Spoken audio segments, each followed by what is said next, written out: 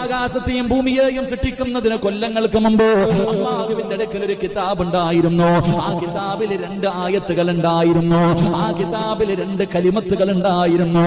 ആ കലിമത്ത് ഏതെന്നറിയുമോ? അല്ലാഹുവിന്റെ വിശുദ്ധമായ